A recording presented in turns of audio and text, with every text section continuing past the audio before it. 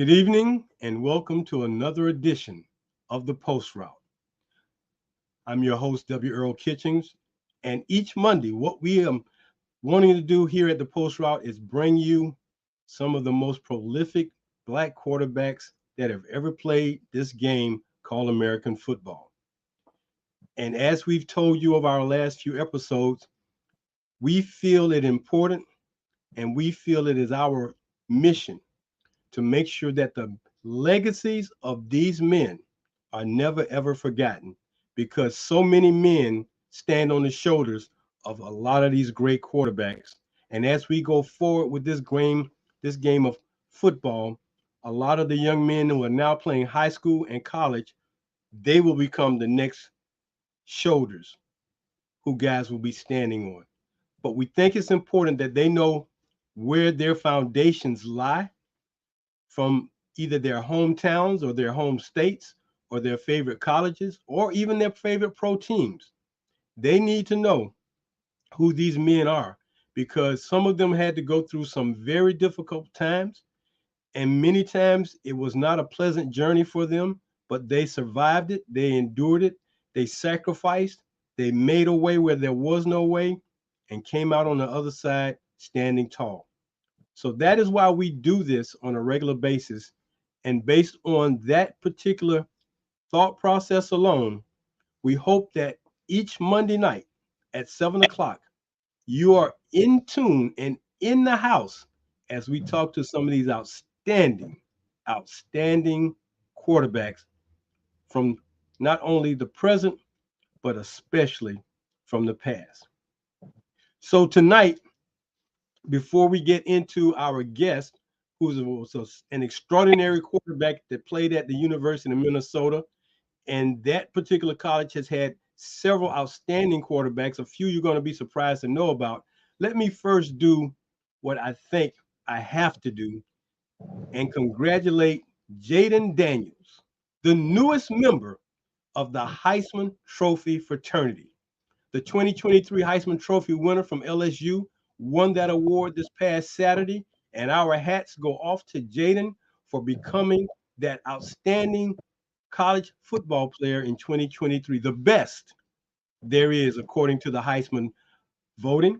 He's also the winner of the Associated Press College Player of the Year and also the Davy O'Brien Award winner for the best quarterback in America in the collegiate ranks.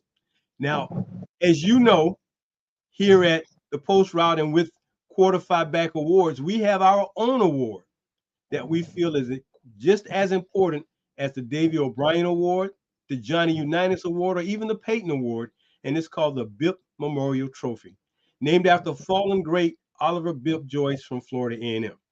So as we celebrate Jaden Daniels from LSU winning this prestigious award, we are working very diligently and very hard to make sure that the award that we have dedicated to being a part of what we're doing here at the Post Route and Quarter Five Back Awards is going to be in that same realm of being an esteemed award that quarterbacks from HBCUs and black quarterbacks from the high school levels can be a part of because those things are critically important to what we're doing here at the Post Route and under our banner, Quarter Five Back, the fraternity for black quarterbacks. And that's what we're doing, and that's what we're all about.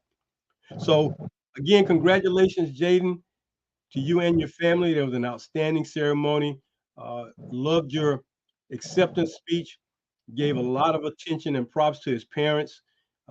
Gave good props to his dad. Outstanding props to his mom because as I've looked at these guys who win these awards, it's nothing like having a support system.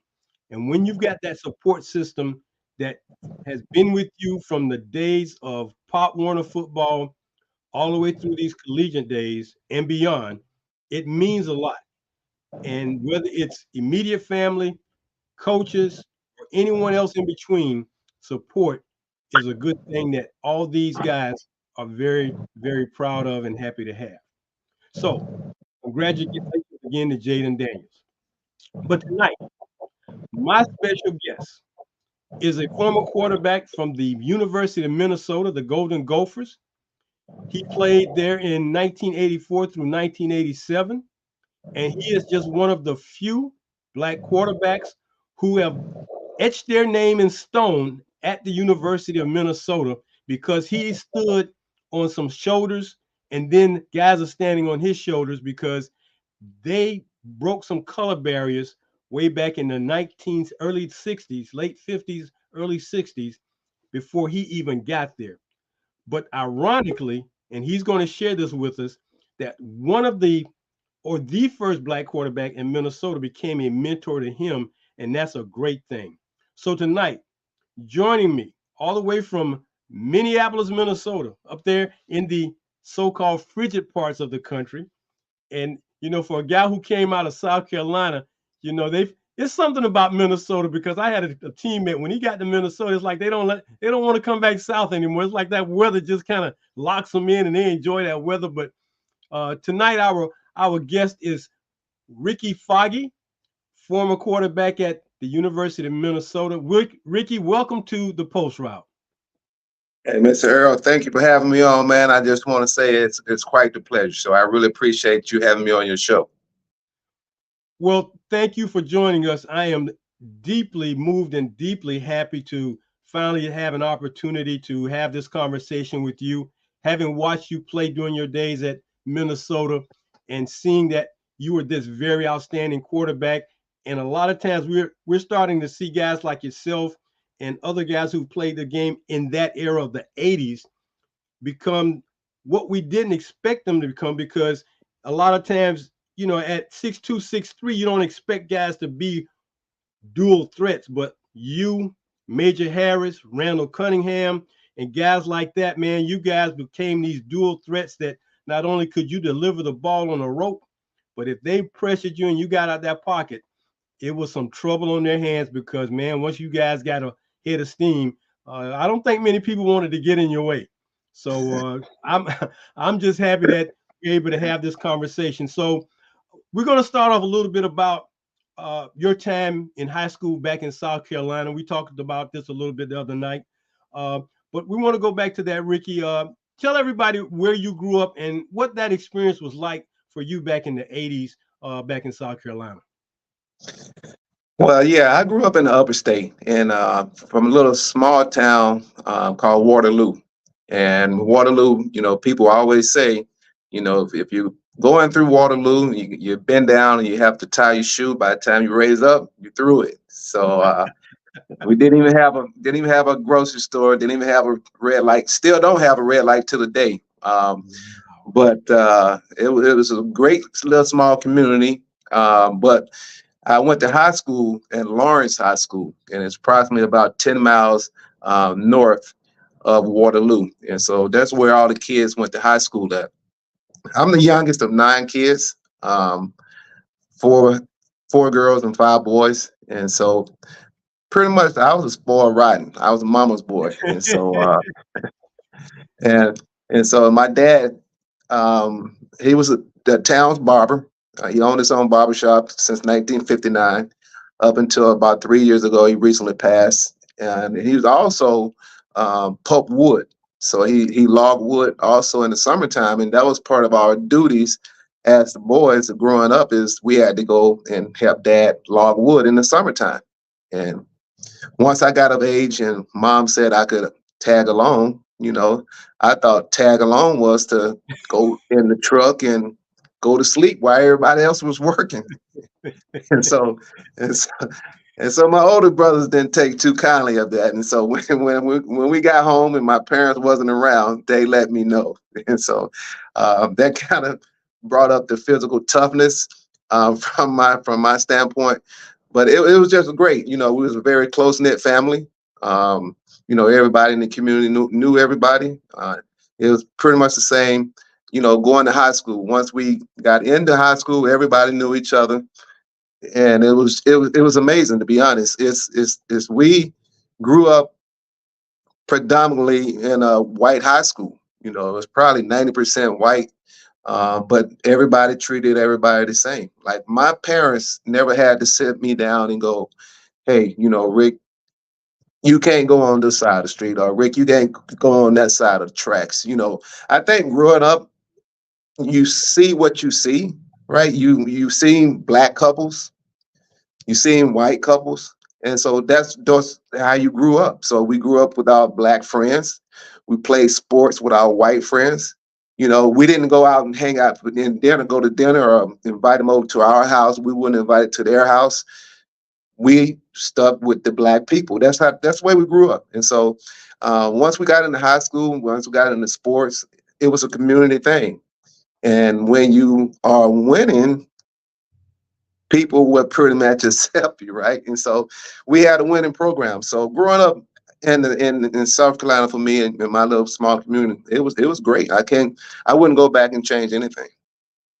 Well, before we move on to that, Ricky, I saw something online today. So before we get into the rest of the stuff about Lawrence High, I want to give a shout out to your sister who's celebrating a birthday today. Is that correct? You got that right. My sister, Kathy. I cannot tell you how old she is because she does not look her age. But happy birthday, Kathy. I love you. Great, great. Well, we want to make sure we get those in because she would remind you. You could have said something about my birthday on that man show. You could have wished me happy birthday. You already know.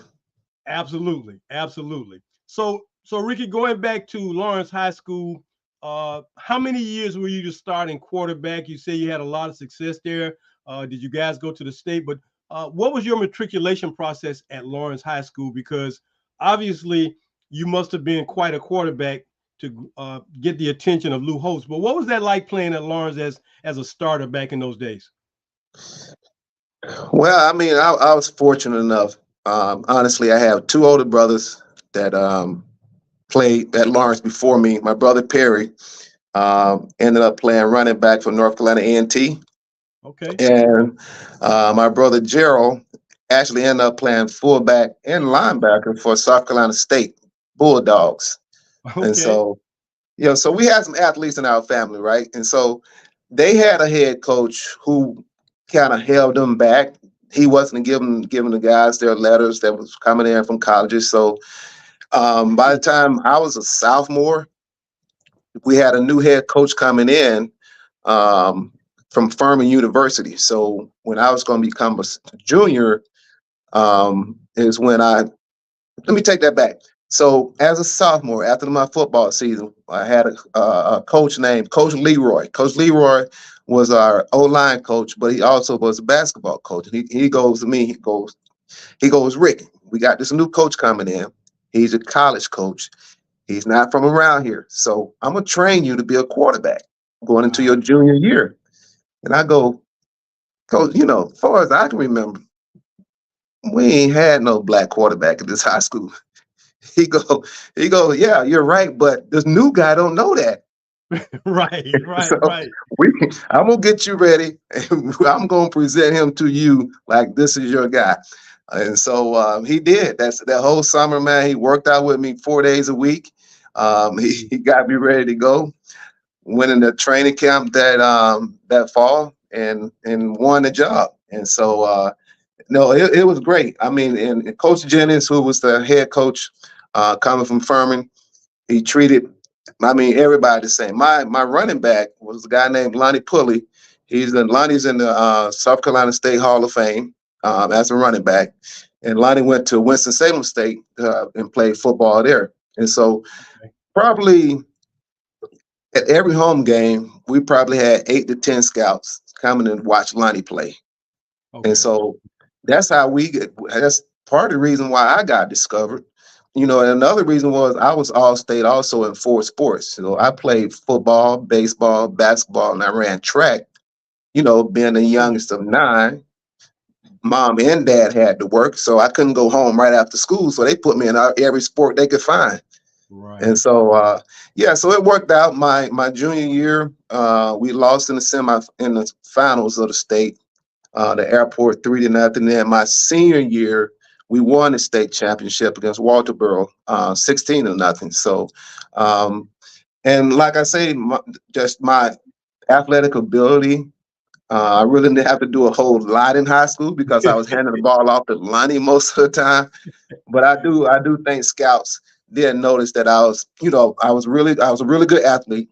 Now I don't want to pat myself on the back, but I was probably the best athlete in the school. But Lonnie was probably the best football player, and so I think a lot of scouts noticed that, and that's how I kind of got the eye of Coach Holtz. Well, Rick, I would have to say that being the quarterback, number one, that's the iconic position on the football team. So even though you were handing the ball off to your running back Lonnie at 6'3", I think that drew some attention. Like, coach, that's a pretty big guy right there as a quarterback. Because after that, leadership, character, delivering that football, passing, doing all the passing plays, doing all the reads and all those kind of things, definitely had to play into that. So obviously, and you going to the state back-to-back years and winning your senior year, I think a lot of that played a big part of people looking at Ricky Foggy and knowing that, well, you might want to put some money on that guy and try to get him in your camp for college. So obviously, Coach Holtz saw something and made you an offer to come to Minnesota. There's no question about it. Like I said, I didn't really want to pat myself on the back, but I thank you for doing it for me, Earl. Well, that's what we're here for, man, because you left Waterloo, South Carolina, went all the way to Minneapolis, Minnesota, knowing that that was a transition. And a lot of times guys leave small communities and transition into bigger communities, or if it's not a big city, a big college becomes a big community because it is its own community.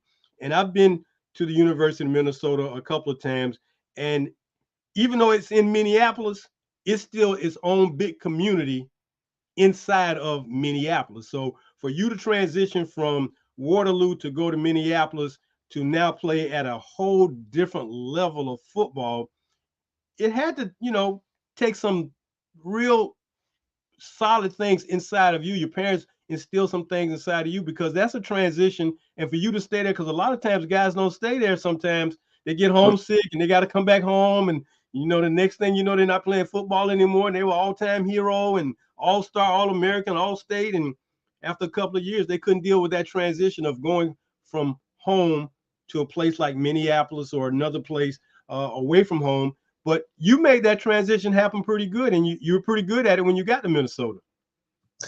Yeah, I think you hit it on the head. It was definitely upbringing. My parents, we seen my dad, right? We witnessed my dad work. Like, he would leave at 5 or 6 in the morning, might not get back home till 10, 11 o'clock at night.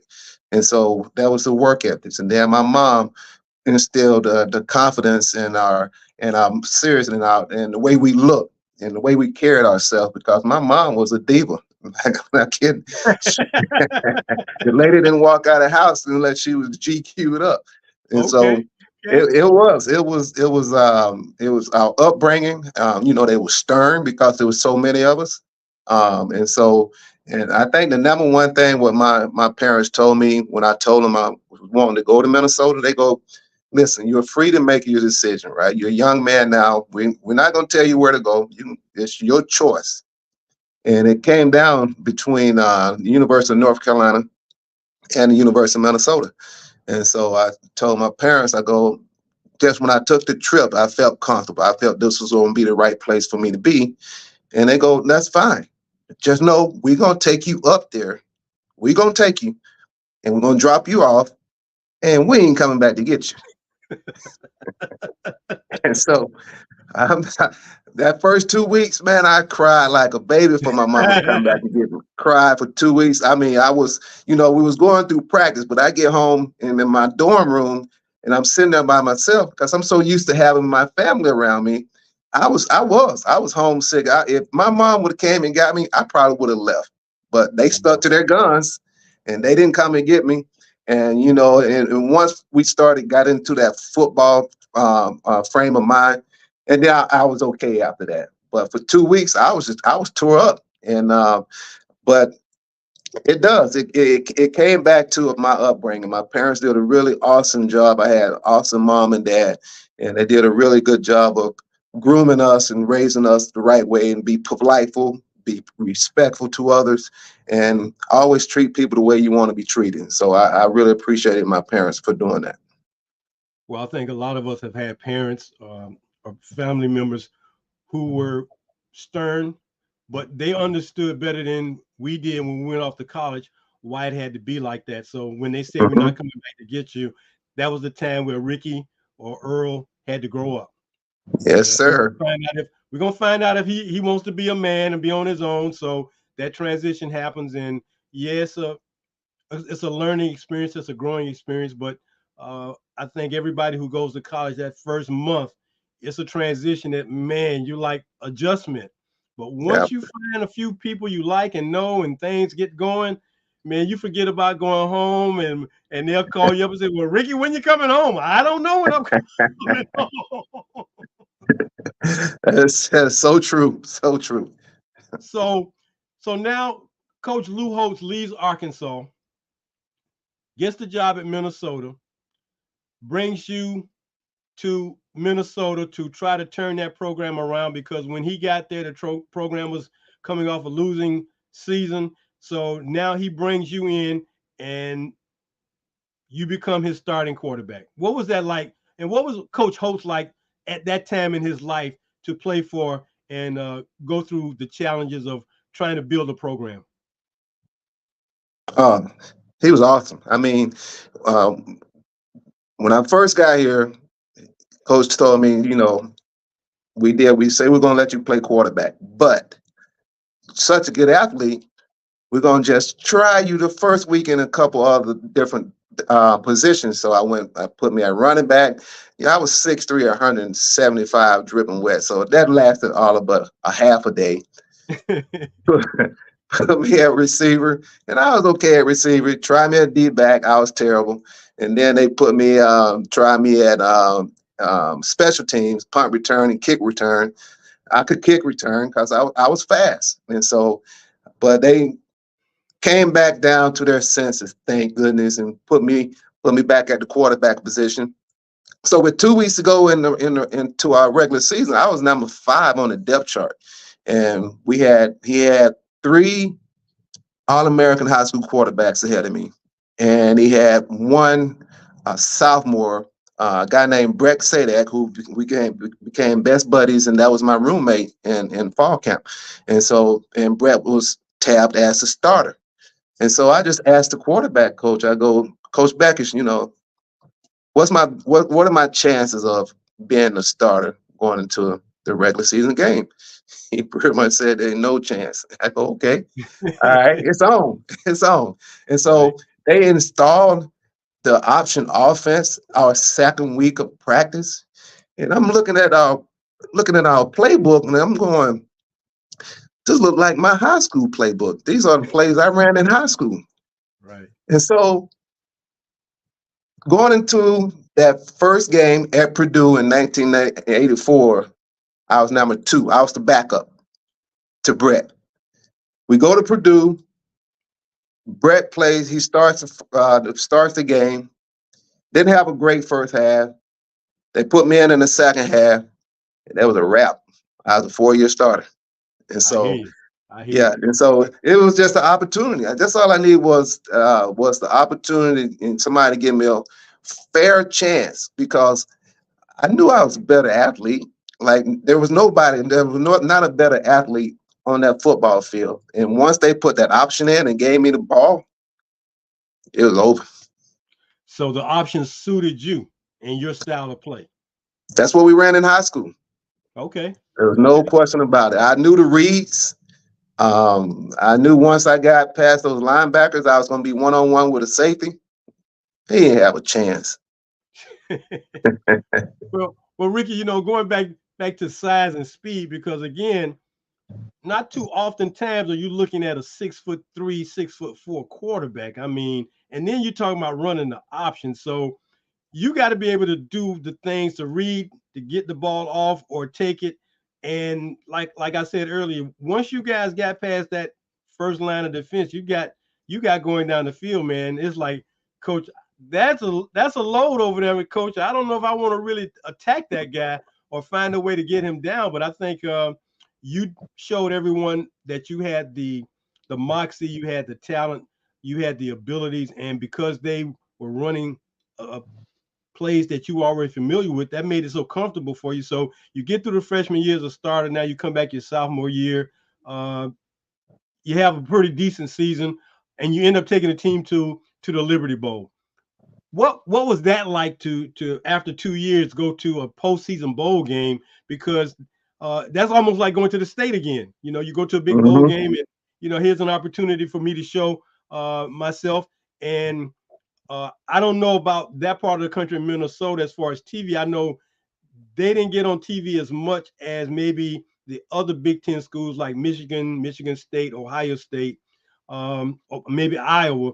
But it gave you an opportunity to be seen a little bit more and show what you could do. Yeah. Well, let's go back. So in '83, before we got there in '84, this Minnesota team was 1-12, 1-11. They got beat by Nebraska 85-17. So that team was a young team. So in '84, when we got here with Coach Holtz, we went 4-7. We beat an Iowa team that played in the Rose Bowl that year. We beat a Wisconsin team that had 10 guys to go in the NFL draft that same year. With that same team and a couple pieces that, I played, my good buddy Gary Couch, he didn't redshirt. So it was two guys that didn't redshirt. So you're talking about coaching. And 1 year of what Coach Holtz did was pretty amazing. And so then now going into our second year, and the thing that made us successful, it wasn't like we came in and was doing what everybody else was doing in the Big Ten, right? Because they was passing the ball around.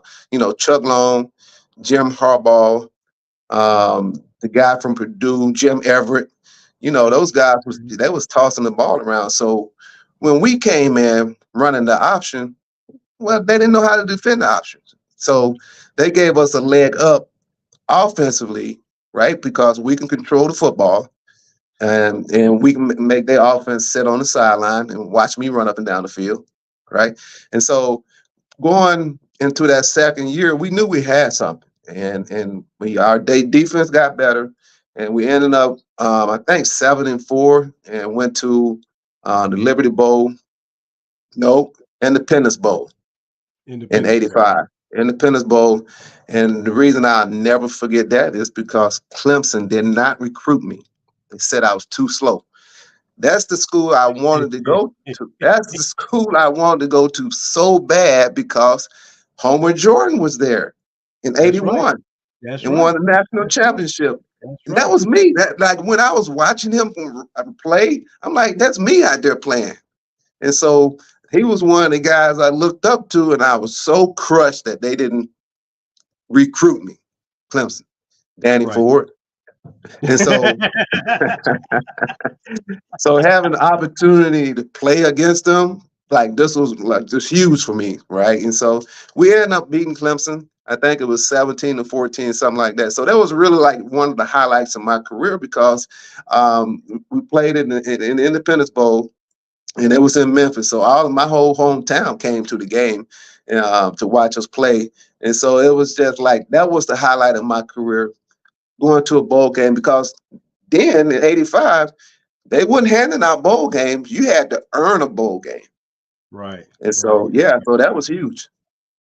Well, you bring up a very good point because I know a lot of guys who uh, are close to some programs they want to go to, but they don't even get recruited by some of the programs. And I was talking to a couple of my teammates about the fact that a guy by the name of Eddie McShann from Gainesville, Florida, who could throw with his right and his left hand in 1969-70, didn't even get recruited by Florida. He ended up being the first black quarterback at Georgia Tech.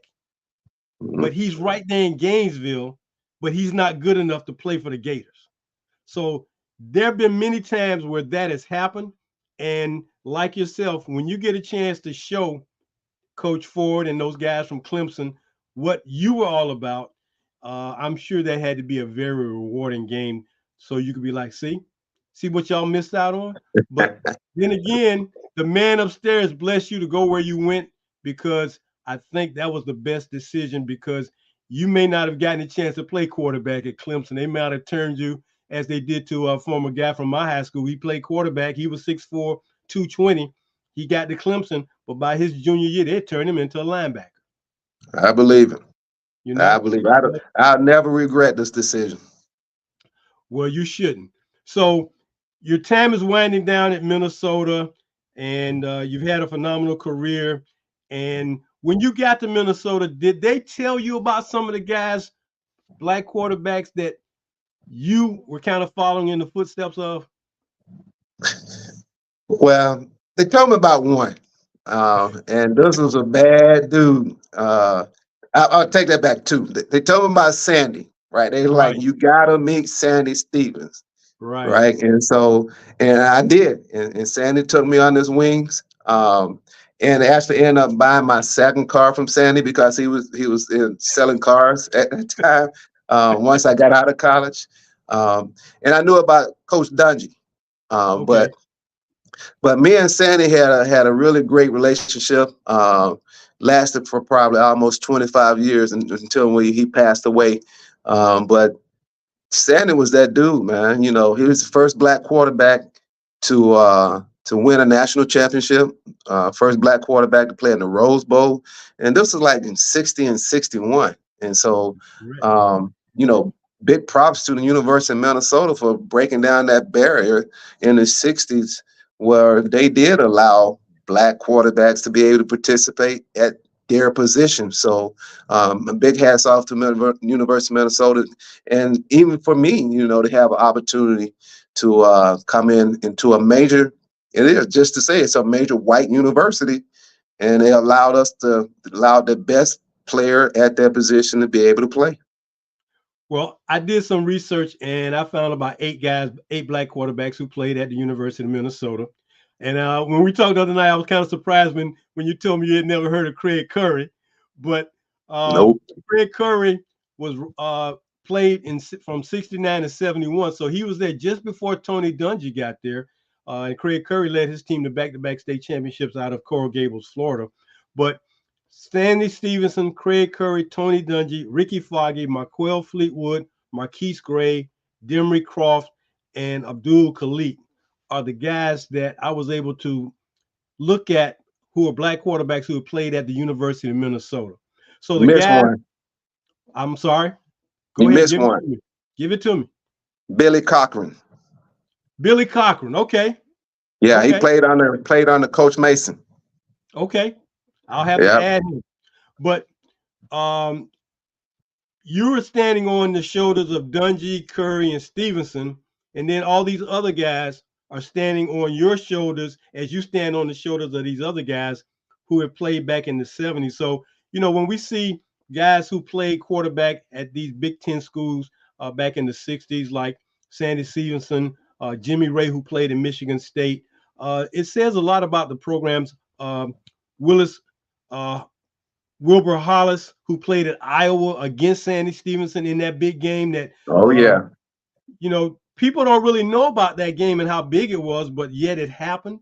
So when a university like a Minnesota or a Iowa or Michigan State or Ohio State give guys like yourself opportunities, and all you're asking for is an opportunity, it says a lot about not only the school and that community, but it says a lot about the coach, because the coach has that ultimate decision. So for the coaches who brought guys like yourself into Minnesota, kudos to them.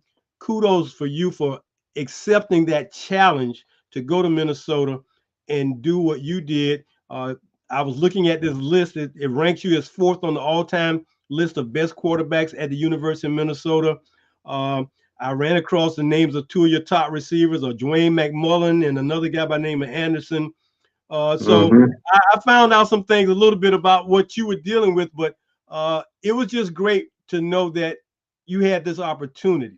Hey, Ricky, hold on. I'm going to take a quick commercial break, and we're going to come back and talk more with Ricky Foggy about time after Minnesota and kind of what he's doing now here on the Post Route. Stay with us as I do these commercials. So now the HBCU National Black College National Black Championship is happening this weekend in Atlanta, Georgia. Howard University, Florida A&M University. Well, you know, you got to go to the football game and wear your school colors with pride. So if you're looking for that kind of gear to show off your school pride and your school colors, let me tell you where you need to go. Go online to the Anthony Lawrence Collection. That's anthonylawrencecollection.com, and find your gear and apparel for your particular college or university. They have some of the most fantastic gear and apparel you would ever want to see. And now they've come out with their own SWAC championship shirt for Florida A&M. I'm sure they'll do one for Howard, being the MEAC champs, but they've got some phenomenal stuff. So if you're looking for t-shirts, warm-ups, sweats, hoodies, biker pants, you name it, they've got it. The Anthony Lawrence Collection. They're located out in Baton Rouge, Louisiana. Don't think that just because they're out there, everything is Southern, because it's not. They got all the black colleges covered. So when you're looking for that gear, think about the AnthonyLawrenceCollection.com. And then secondly, if you want to know more about guys like Ricky Foggie, or know about guys you haven't heard about who played quarterback in college, whether at a predominantly white college or predominantly black college or HBCU, check out my book, The Forgotten QBs. This is how I got started on this path of making sure we preserve the legacies of these black quarterbacks, because I wrote this book, and as I found out all this phenomenal information and statistics about these guys, it merged me right into what I'm doing now. So if you want to get a copy of The Forgotten QBs, go to our website at quarterfi, that's quarter PHI, quarterfiback.com, and click on the icon for the book. It's only $35, free shipping. Put your order in today. We take Zelle and we take Cash App. So $35, The Forgotten QBs. You can read up about Ricky Foggie and other guys we've had on the show, and those who will be coming on the show, all right here. So we're going to get back to Ricky Foggie now, my guest tonight here on the Post Route. Phenomenal quarterback who played at the University of Minnesota in the mid-'80s. So Ricky, after you got done playing at Minnesota, what were your thoughts about what your next step was going to be from Minnesota? I just knew I wanted to continue playing the sport of football, because it brought such a joy to me in my family, you know, and so I just knew I wanted to continue playing. So I was, you know, you always have the scouts come in. You run the 40. I think I ran a 4.31, and so I was pretty fast, and my quick snicks I was still pretty quick, and you know the scouts are asking me, man, you know, you're a pretty good athlete, Rick. You want to play DB or wide receiver? They asked you that, Rick? Yeah. They asked and I'm looking at, oh yeah, they asked me that. And I'm, you know, and after I'm done with my meetings and my stuff, I go home and look myself in the mirror and I go, I don't look like no wide receiver. I see my guys get hit. And I know I can't cover nobody playing DB. So I knew about the Canadian Football League. Okay. And so, because I've seen, you know, guys my color playing football. You know, there was Warren Moon played up there for almost 10 years. Marcus Allen, little brother, Damon Allen played up there 25 years. I actually got the great opportunity to play with Damon, and Damon is one of my best friends. So I seen that it was another avenue for me to have an opportunity to play. And so I hired an agent, and he said that the British Columbia Lions really wanted me to come, because it wasn't a draft. They did it by like territory. And so I was in BC's territory. And so they chose me to come play with them. There was a guy there by the name of Joe Pow. He was the throwing Samoan. The throwing Samoan. I remember that name. Man. I got him in the book. Joe Pow. I got him in the book.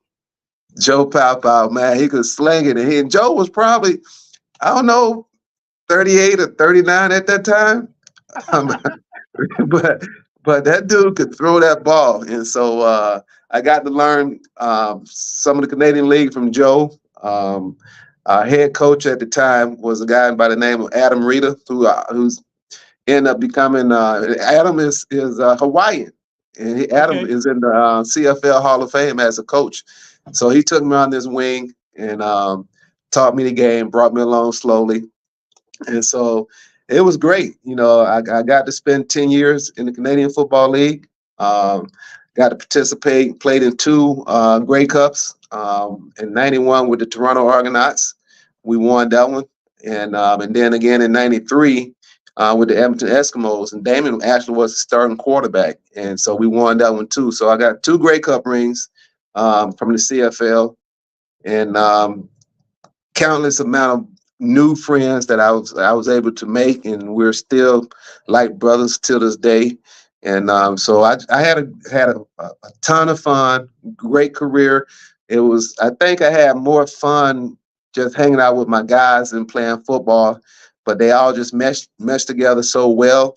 Got the opportunity to meet Wayne Gretzky, John Candy, because they was owners of our Toronto team in 91 and 92. So, just things like that I wouldn't have been allowed to experience if I would have stayed somewhere close in South Carolina and not went to Minnesota. So all that stuff ties in together.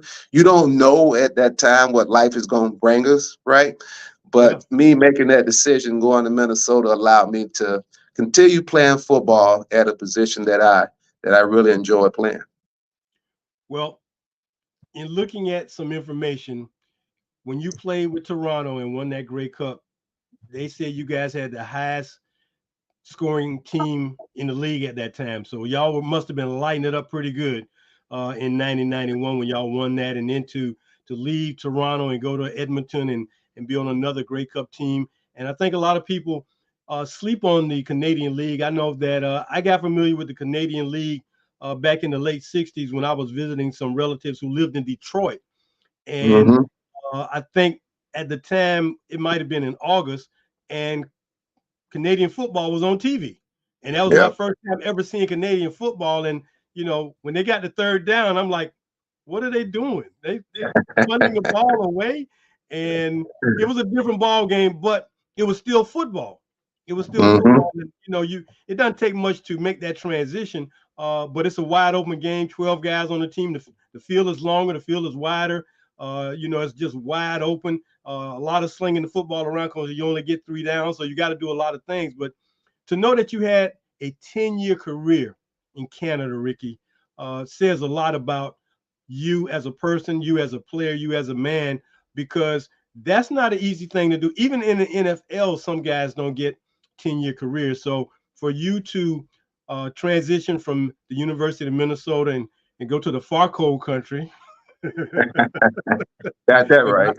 I know it's probably cold up there in BC, but to just make that transition, man, and then make friendships and learn from guys and guys learn from you, man, it had to be a remarkable experience. So that was great. So now I got a question before I go to this last thing about what you're doing now. So did they ever give you that Wonderlic test, Ricky, that aptitude test? Did you ever have to take that test? No, that was just like taking the ACT back in the 80s. We did not have to do it. You did. So no, I didn't. No, I didn't take that test. Or it wasn't even offered for me to take it. Because that has been one of the cruxes in this thing with black quarterbacks for many, many years, that there's an aptitude test that black quarterbacks took. Well, let's just say players took, but they emphasized the fact that they released the results of the black quarterbacks who did not do too well because they didn't think that really mattered. An aptitude test. I'm playing football. Why do I need to know, the differentiation of this and that from one planet to another? But that was a way to minimize black guys who wanted to play quarterback from being quarterbacks in the NFL. So you're the first person I've had who went to the league that I've been able to ask that question, because even to this day, that test in some respect is still used. But a new sports psychologist came out with a different aptitude test. And Justin Fields with the Chicago Bears scored 130 out of 100 points being the highest. He scored 130 on the test. So that just goes to show you that black quarterbacks have the aptitude, but again, they were just denied opportunity simply because they didn't look like who they wanted to be under center playing that position. So I was just curious as to whether or not you ever had to deal with that. Well, you know how the man is. The man, if the man want to get you, he'll get you. Get you. Okay. Right. Yeah. So yeah, they can make up anything they want. If they don't want you to play that position, they will let you know you ain't gonna play that position. So what's happening now in the NFL is that those defenders, those guys on that D line, those linebackers and those outside ends, oh, they can run just as fast as quarterbacks. So now they need brothers. They actually need us now. So that's the new NFL, right? They need brothers now that's athletic and fast, that can move, get away from those defenders, because those guys gotten bigger, stronger, and faster. So like I told my parents before they passed, I was just born too early, way too early. Well, you and a lot of other guys, but still, we're thankful that you had an opportunity when you did to do what you've done. So what does Ricky Foggie do now? I mean, I know you just didn't turn footballer loose. So what are you doing now, Ricky? Well, we skipped after I played Canadian football, right? I wasn't done. I wanted to come back out of Canada and get back into the U.S. because I was married and had 4 kids at the time. And so my ex-wife, she wanted to get back to the States, closer to her parents. And so I played arena football. So in 1996, here in Minneapolis, we had a team called the Minnesota Fighting Pike. And so I came back to the Twin Cities and started my arena football career. And so I played another 8 years of arena football, and I didn't get the taste of the championship in arena. I played in New Jersey for about 4 years, and we was in the playoffs every year. And I played in with the Florida Bobcats, played with the Detroit Fury. Then my last year, I went back to Toronto and played with the Toronto Phantom. We had a team up there. So I got my arena football career in. So at that point, I was 38, and they was like, man, you too old. You get your old butt out this league. And I agreed. I agreed with him. And so for about 4 years, I coached Arena 2 football. And then I had 1 year in arena football. I coached with the Kansas City Brigade. And then I'm like, all right, it's time to go back to Minneapolis and kind of just chill out and get a real job. And so I get back here. I think it was 2005, 2006. I had this coach call me in high school, not a coach, a high school athletic director called me and be like, hey, man, my head coach just quit. I know you're back in town. I don't even know if you want to coach. It was at Park Center High School. He said, just come up and talk to me, man, and see if there's something you'd be interested in. And so it's on the north side of the city in a predominantly Black community. And I was like, all right. So I went to talk to the AD. The guy talked about Coach Holtz for 2 hours. Didn't say nothing about his football program. And as I'm getting ready to leave, he was like, do you want the job? And so I was like, yeah, I got it. I love it. I'll take it. So coached at Park Center for about 4 years. And so I coached up here in the high school, probably close to about 8 or 9 years of coaching high school football. And so last year, 2022, I was my last year. I was offensive coordinator at De La Salle High School. And I was like, done. Right. So I was done with football. I'm just turned 57 this past July. And so relatively still a young man. And so I work for a gym here called Lifetime Fitness, and they're throughout the U.S. Work there part-time. I do a little driving with Lyft and Uber on the weekends. And then I do a little security job where I do security for a beauty salon. They got me watching the little ladies walk in and out the garage, so I take care of them. And then one of my former Gopher buddies, a guy named Lee Hutton, um, all of a sudden had a brilliant idea that he wanted to bring arena football back. And so I think Lee was working on it for about a year or so now. And I was like, no chance. So, and lo and behold, Lee's got 16 teams. He got one here in Minneapolis. It's called Minnesota Myth. Lee's wife is our owner. And I say our because I'm the head coach. And her name is Miss Deanna Hutton. And so at this stage right now, we're still putting the team together. I'm watching a lot of film, talking to a lot of young men. And so the Arena League will start up April of 2024. And so once I thought I was done with football, look, man, I'm back in it again. So it's in my blood. It's something I love to do. I like being around young guys, teaching these guys, coaching them up, giving back to something that somebody did for me. So I felt that I'm obligated to do that as long as I can. Like I say, I'm pretty healthy, and so long as they don't ask me to get out there and play, I'm good. Well, I think your head would tell you, Ricky, you can consider that all you want to, but we're not going. So Amen to that. You can want to do it all you want to, but the body's saying we're not going, Ricky. Well, I know that's right. That is phenomenal, Ricky, because when you start telling me that, I'm like, yeah, he got back into football and he's coaching again. So I'm back at it. He just keeps pulling you back in. As soon as you think you're out, it just pulls you back in. It's like, Ricky, come on back. We need you. And that's a good thing, man, because relationships like that, people value you, and obviously people respect you for what you do.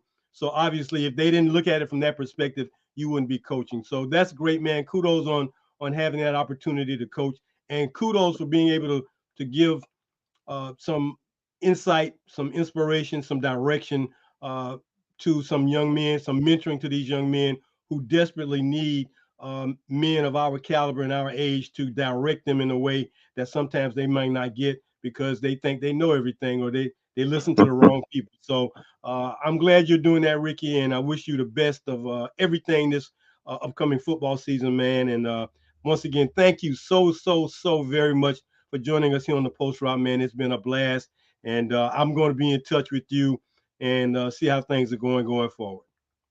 Hey, Earl, thanks for having me on, man. It's been a wonderful hour, and like I say, I'm blessed for you to have me on your show, and I really appreciate it. Thank you, man. All right.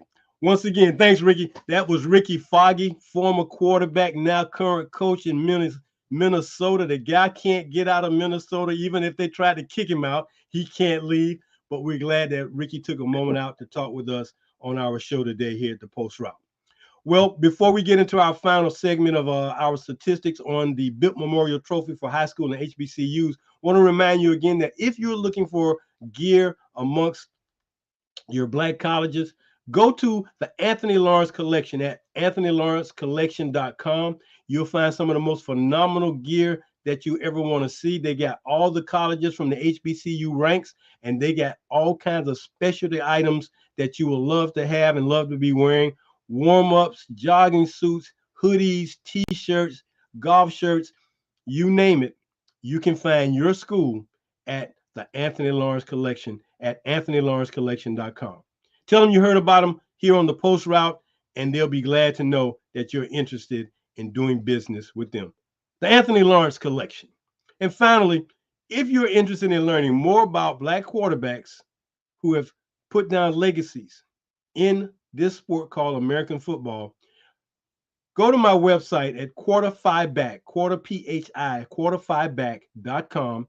Click on the icon for the book and order your copy of The Forgotten QBs, the little known legacies, histories, statistical facts about Black quarterbacks who played between the years of 1900 and 1990. We did it and cut it off at that point because there were just so many guys that we needed to bring to your attention. We are planning to do a second book, but until we get to that second book and get it launched off, go check out our first book, The Forgotten QBs, and let us know how well we did in bringing that information to you. as we get ready to wind down our show tonight, we definitely wanted to make sure that we brought you the updates on what's going on in our BIP Memorial Trophy races, both at the high school and at the collegiate level. So we're going to start at the high school level and give you the information about these young men as we finish out week 14. Still at the top of the list is Derek DJ Lagway of Willis High School in Willis, Texas. 4,604 yards, 58 touchdowns on the season, followed by Andrew Atmore of Dudley High out in Greensboro. Enio Yapor, Norland, Miami. He just finished his last game of his career. They lost in the state finals, but he played an outstanding season, over 4,000 yards for him. Then Tavius Husky out of Crest High School in Shelby, North Carolina. Al Lee out of Reidsville. This guy played in 16 games this past year and won the state for Reidsville. Jaden Davis over at Providence Day in Charlotte. Julian Johnson at Lafayette Christian in Lafayette, Louisiana. Joshua Townsend out of Homestead, Florida, is in number 8 position. He's at 3,241 yards. At number 9 is Jalen Hewitt at West Carteret out in Morehead City, North Carolina. And rounding out the top 10 is Cameron Keenan out of Ramsey High School. He's a junior from Birmingham, Alabama, right at 3,196 yards. Those are the top 10 guys on the watch list for this year's 2023 BIP Memorial Trophy. That award goes to the top Black quarterback at the high school level. So we're going to be bringing you the final of who the candidates will be and how the voting will go. And we are looking forward to announcing our second annual BIP Memorial Trophy for the high school level. When we talk about the collegiate guys, they line up like this. In first place is still Aeneas Dennis, the quarterback out of Benedict College. Still remains number 1 on the watch list with 3,098 yards. Played in 12 games. He's a graduate student, so he has definitely finished his career, finished with 23 touchdowns.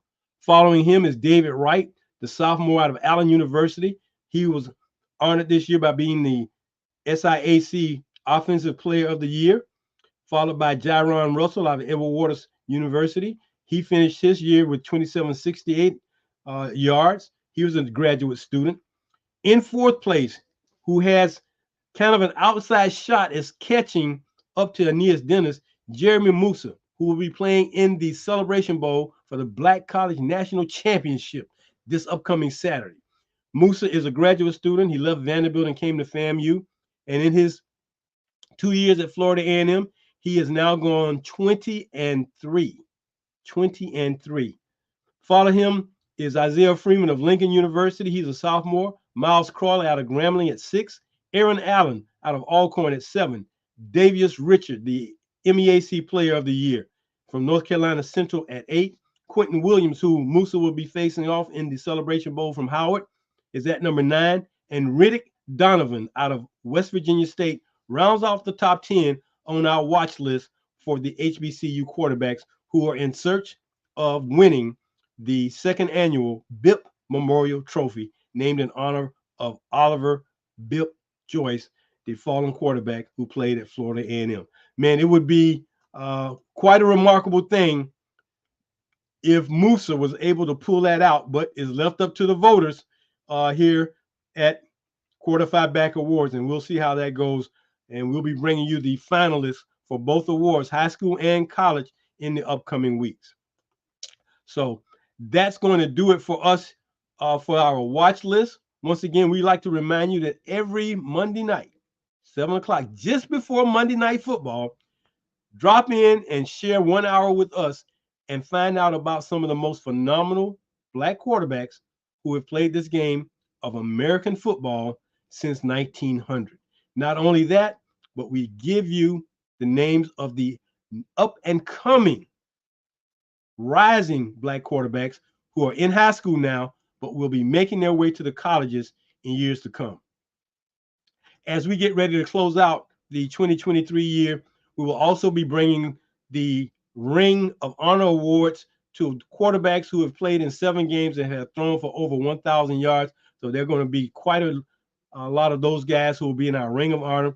Then our second level of acknowledgement is our distinction distinguished honor roll, and then our last level is the honorable mention. Well, that's going to do it for me tonight here on the Post Route. We're so glad that you joined us. Thanks again to Ricky Foggy for joining us here. And until the next time, I'd like to thank my producing director, Ms. Ronleen Kennedy, for all her help. Until next Monday night, I'm Earl Kitchen saying so long from the Post Route.